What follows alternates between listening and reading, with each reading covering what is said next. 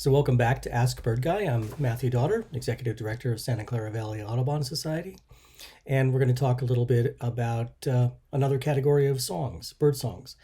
So if you recall in earlier episodes, we talked about trillers and we talked about whistlers. And each of those categories had what I call an ambassador species.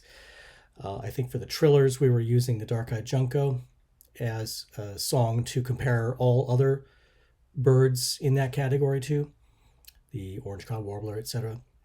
And for whistlers, I think we chose the familiar American robin as the ambassador, and to it we compared black-headed grosbeak, western tanager, etc. So now we're going to talk about complex songs, and you could subdivide complex songs into other smaller categories, and we can do that. But for now, let's just call this category complex songs. And our ambassador will be the house finch. So the house finch is one of the most familiar birds we have in our area.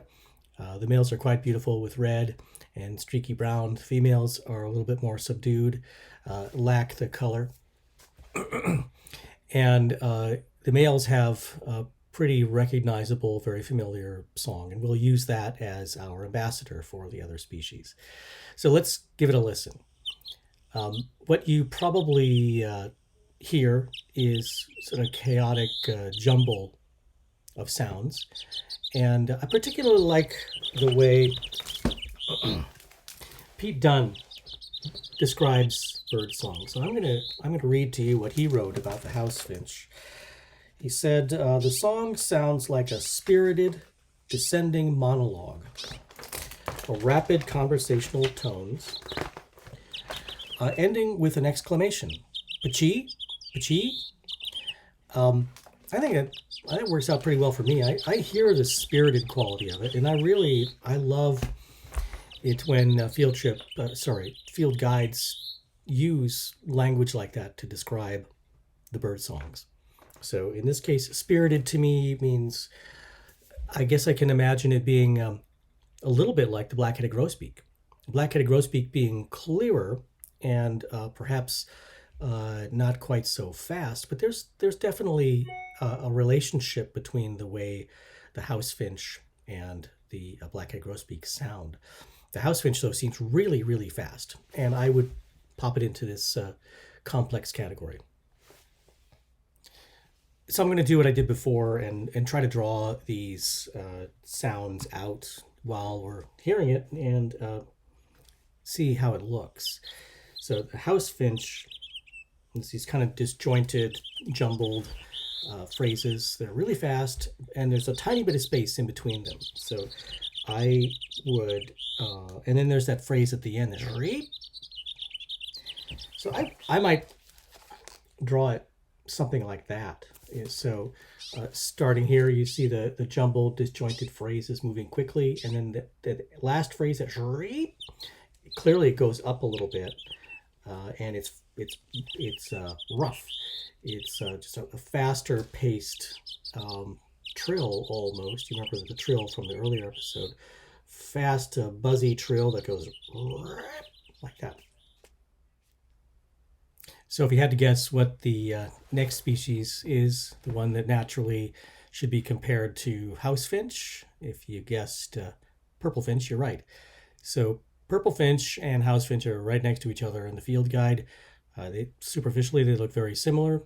The color that the males have is slightly different. It goes from sort of a tomato coloration to a sort of a raspberry staining on the purple finch. So it's a very beautiful bird and less common than the house finch by far. But we do have them here, and right about now they'll be singing. So you can probably hear it right now, and I think it clearly resembles the house finch, but with an important difference. I think there's a more of a layering, there's more of a richness to this song. It's more smooth, not quite so sawtooth in the way that the house finch was. It's a little bit more rounded, a little bit more polysonorous, I guess. So as before, I want to read what Pete Dunne had to say about the purple finch. And he said, oops, song is a hurried, mumbled, run-on warble that is sweeter and less histrionic than the house finch. Okay, so histrionic, I think that means that jumpy up and down quality of the house finch. And this one, to me, the purple finch has always sounded kind of like cascading, twirling upward. See what you think about that. But if you look at the spectrogram of the house finch as opposed to purple finch, you can see there's a big difference in the way they play out visually. And I'll draw that right now. So this may not actually work terribly well for you, but it's sort of the way I hear the purple finch. Remember I said it kind of cascades up?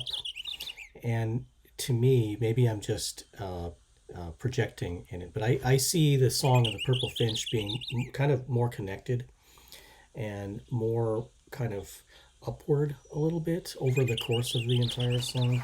So I guess I would draw it kind of like this. These phrases here, they seem to be tied together. They're woven together in a way that the house finches, remember, these were really broken phrases separated by a little bit of space. And yes, you can hear some gaps in the song of the purple finch, but for me, it kind of cascades upward like that. And it just has this beautiful, not quite so angular or sharp or sawtooth, jagged edge, kind of broken glass sort of quality to it, but it has more of a sonorous quality, and there's a little bit of voiceover on it. I think there's some resonance to it, but I see them as smoother phrases that kind of curl upward a little bit. I think this next song characterizes the complex bird category, bird song category, better than the house finch or the purple finch. And it's a song I'm sure you're going to recognize. It's one of the most familiar, one of the most confusing songs we have here because it is so highly variable. And people often say that if you hear a song you don't recognize in your backyard, it's probably this bird. So if you're guessing Buick's Wren, you're right about that. And I want to point out what Pete Dunne had to say about the song, because I think you can probably hear it in the background. The song is highly variable, somewhat toey-like or song sparrow-like. Short introductory notes are followed by a warbled, whistled trill, often more elaborate and enhanced by buzzy notes. If you are in Buick's Wren territory and hear a song that you just can't place, chances are it's Buick's Wren. The scold is a terse, raspy cha-cha, cha-cha, that is drier and higher pitched than marsh wren. So several things happening there. One is Pete is comparing this song to other songs, which of course is the whole point of having ambassador songs and categories like this. The other birds that he called out were the towhee, spotted towhee probably, and the song sparrow. So we'll hear song sparrow next, and I think you'll see why they're compared. But what I hear, of course, is that strange, jumbled, almost mechanical combination of clicks and buzzes and whistles. It's a little bit of everything, and it's a song well worth learning in all of its variations, and there are many. So a given song might be sung repeatedly by a single individual and then switched out a bit later in the day, and certainly another individual nearby might be singing a song that's close enough to recognize as Buick's Wren, but different enough to be identified as a separate bird. So as usual, I like to draw these songs out and see what they look like. So I drew this, and I think what you can see is there are 2 or 3 introductory notes. There's a higher trill, and then there's a series of repeated whistled notes, and then those are somewhat variable. And if you noticed that the song in the recording kept changing, that's absolutely correct. the Buick's Wren is an incredible songster, and it has many variations on the general format that you see here. Introductory notes, higher trill, maybe a series of whistled notes after that. They can shake them up a little bit and make the trill higher, make the whistled notes lower, make the whistled notes longer or shorter, etc. So it can change in many ways, but it's going to always have that format. I also like to point out that birds, and Buick's Wren is a perfect example of this phenomenon, they have individual variations in their song, and birds are individually variable in their appearance too, but let's just talk about song for now. In the same way that some people like Luciano Pavarotti and some people like Jose Carrera, others like Placido Domingo, the three tenors, they're all wonderful. I have my favorite, and I pick them out very easily among the three. I always preferred Luciano, but anyway, birds are like that. Buick's Wren are like that, in that each individual Buick's Wren, each individual black-headed grosbeak, each individual orange-crowned warbler, they have their variations on the song. Sometimes those variations are subtle, and sometimes they're grandiose. With the case of the complex vocalizing birds like the Buick's Wren, I think those differences from individual to individual can be pretty amazing. And that is why it's such a confusing bird. Not only does it have a complex song and it's variable, but it's more variable perhaps than some other songs that are equally complex. So anyway, just like Pete Dunne said, if you hear a song you don't quite recognize in your backyard or neighborhood, chances are it's a Buick's Wren. So the next song in the group of complex singers is the song sparrow. And if you know anything about me, you know I love song sparrows. I love them because it's a common but really widespread species. And what that usually means in the bird world is that you can see a lot of regional variations. So as you move across the country, drive across the country, visit areas in the southwest or the northeast, etc., you're going to come across various subspecies of song sparrows. Many of them look different enough that you can tell them apart visually. Others have very different songs, and you can listen for those differences when you encounter them. But because it's a common species and because it is so fascinating and variable, I think it's a good way of keeping local birds really interesting and mysterious. In the Bay Area, for example, we've got 3 separate subspecies that breed in the salt marshes of the bays: San Pablo Bay, Sassoon Bay, and the South Bay. So 3 subspecies that are remain year-round in the salt marsh, and then another subspecies, Gouldii, that lives only along the creeks in the peninsula and up in Marin. So 4 subspecies that breed in the Bay Area, and another 4 or 5 that breed in the state, and then still others that visit during the wintertime. They all have one thing in common, and that's the song, which is generally recognizable as song sparrow and yet somewhat variable from subspecies to subspecies. So you may notice right away the similarity with the Buick's Wren. I would say perhaps it seems a little huskier, a little deeper, not quite so trilly, not quite so buzzy, a little bit more whistled phrases. So it sounds like it's a thicker song. It's not quite so sibilant. So drawing out the song sparrow song compared to the Buick's Wren, you could see immediately their similarity. Buick's Wren up top, song sparrow down below. They both begin with some whistled phrases that introduce a buzz in the middle, followed by some whistled songs after that. So just a little drawing here doesn't look all that different between song sparrow and Buick's Wren, and I understand that. I would point out that there's a whistle here that follows the introductory notes that doesn't seem to occur in the Buick's Wren. But remember, both of these are pretty variable. So what may be true with this particular song sparrow might not be particularly true with that song sparrow over there.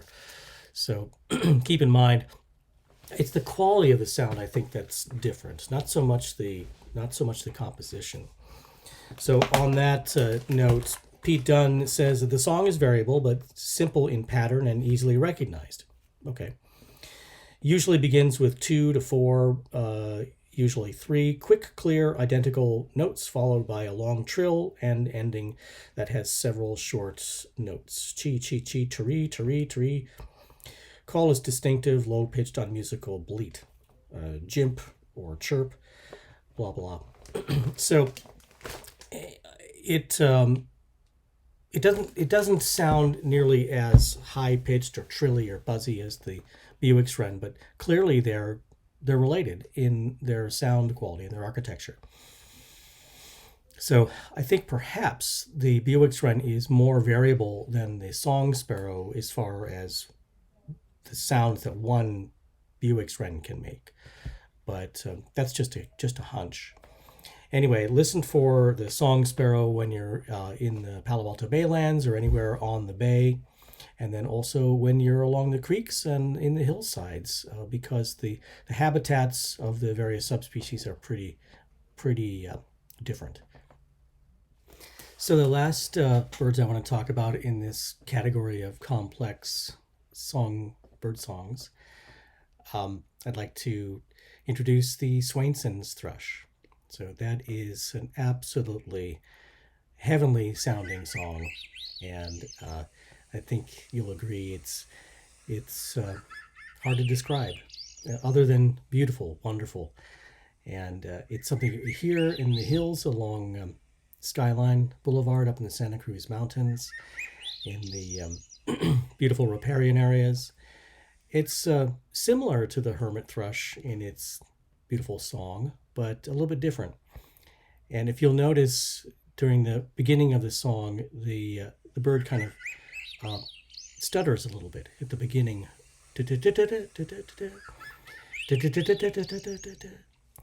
So that phrase at the beginning of the Swainson's thrush song is a good way to remember it. And a friend of mine said that he always remembers the Swainson's thrush because it stutters at the beginning of its song, whereas the hermit thrush doesn't. The hermit thrush has got long sustained notes at the beginning of the song. So if we play them back to back, you should be able to pick them apart by that, whether it stutters at the beginning or whether it has long notes at the beginning, long sustained notes. With the hermit thrush in particular, those notes come in at different pitches. So it's nit, nit. And the Swainson's thrush, of course, is either way. When you're talking about thrushes, you're talking about some of the most beautiful songs in the world of birds. And I would point out also that Pacific Wren is a beautiful song as well that you can hear in some of the same habitat along Skyline, the old growth redwoods, Doug fir habitat, and elsewhere.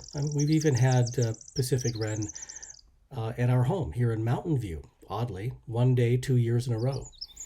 So that happens. And we have hermit thrushes here also during the winter time, but none during the spring or summer. Swainson's thrush is this thrush that takes over here in the spring and summer. And there's a bit of an overlap early in the season where you can find both Swainson's and hermit thrush in basically equal numbers. But the Swainson's thrush takes over as it gets deeper into the breeding season, and the hermit thrush moves elsewhere. Now, oddly, the Breeding Bird Atlas of Santa Clara County points out that we do actually have breeding hermit thrushes in the Santa Cruz Mountains, and we have them sometimes in not far from breeding Swainson's thrushes, but their habitats are slightly different. And I would direct you to this wonderful book to learn more about the subtle differences between their chosen habitats. But right now, if you travel up in the Santa Cruz Mountains, you're likely to come across beautiful singing Swainson's thrush and Pacific Wren.